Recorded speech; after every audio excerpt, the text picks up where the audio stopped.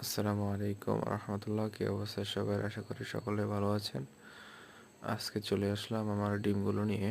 দেখতেছেন আলহামদুলিল্লাহ আমি যে ডিমগুলো দিয়েছি এগুলো যাচাই বাছাই করার পর একটা ডিম আমার জানার মতে এখানে একটু ব্রণটা আসে নাই। তো আমি যেটার জন্য আজকে আপনাদের সাথে ভিডিওটা করা সেটা হলো আমার ডিমগুলো পরীক্ষা নিরীক্ষা করা, যে ডিমগুলো বীজ লাগছে কিনা, আপনার ব্রণ আসছে কিনা।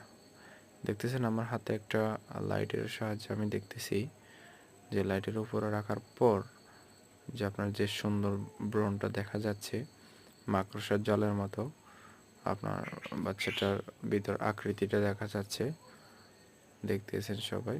তো অবশ্যই সবাই চেক করবেন। হাঁসের ডিম চেক করবেন 10 দিন পর, মুরগির ডিম চেক করবেন আপনার 7 দিন পর, অন্যান্য ডিম চেক করবেন 7 দিন পর। ঠিক আছে, ধন্যবাদ, সবাই ভালো থাকবেন।